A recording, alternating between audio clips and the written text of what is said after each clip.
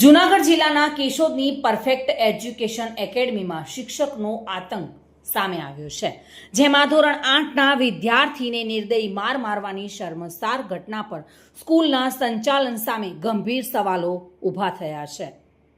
વિપુલ દેસાણી છે, મારો છોકરો પરિશ્રમ સ્કૂલમાં ભણે છે, જીત દેસાણી. મારો છોકરો ઘરે આવ્યો એટલે રોવા માંડ્યો, હાથમાં લોહી હતું. એટલે મેં પૂછ્યું તો કે માને સાહેબે માર્યો એ કે. એટલે અમે સીધા સ્કૂલે ગયા. સ્કૂલે જઈને પ્રિન્સિપલને કીધું અમે કે મારા છોકરાને આવી રીતે માર્યો. તો કે એ સાહેબ કે આ નિકુંજ સાહેબે માર્યો એને હાજર કરો. તો એ સાહેબને એની હાજરેય ન કર્યા અને કાંઈ ઓલું લીધું નહીં, રિએક્ટ કર્યો નહીં. પછી અમે દવાખાને ગયા, હાથમાં લોહી હતું. દવાખાનેથી અમે રિપોર્ટ લઈને પોલીસમાં જાણ કરી. તમારે શું માંગ છે બેન? અમારા છોકરા સાહેબ સામે કાયદેસરની કાર્યવાહી કરે. કારણ વગરનો મારા છોકરાને માર્યો છે. હજી સાહેબનો પીરિયડ, હજી તો એનો લેક્ચર ચાલુ જ થયો તો હજી આવ્યા હતા ક્લાસમાં. છોકરો હરખો હજી બેઠો નહોતો તો એને કીધું નહીં કે હરખો બેસે. એમ આવીને 10-15 ફૂટ પટ્ટી મારી લીધી. બીજા સાહેબને તેડાવ્યા. 3:30 વાગ્યાનો છોકરો રોતો હતો, પણ સાહેબે અમને જાણ કરીને કીધું નથી કે તમારો છોકરો રોવે ને તમારા છોકરાને માર્યો. છોકરો છે 5 વાગે. મારું નામ દેસાણી જીત વિપુલભાઈ છે. હું પરફેક્ટ એજ્યુકેશન એકેડમીમાં ભણું છું. ધોરણ 8માં નિકુંજ સરનો લેક્ચર હતો.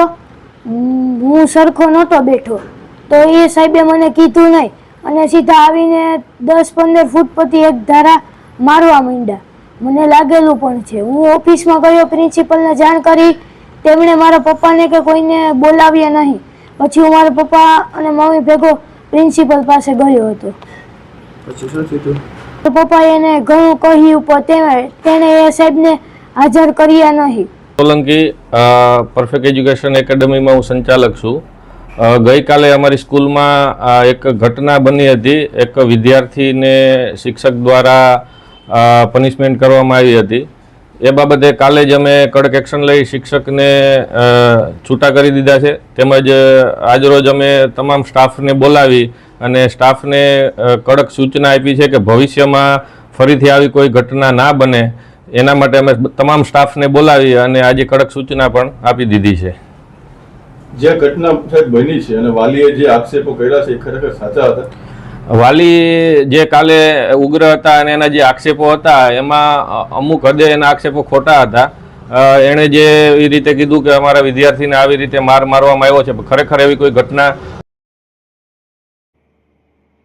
મધુ રાવલિયા સાથે bureau report, today Gujarati news.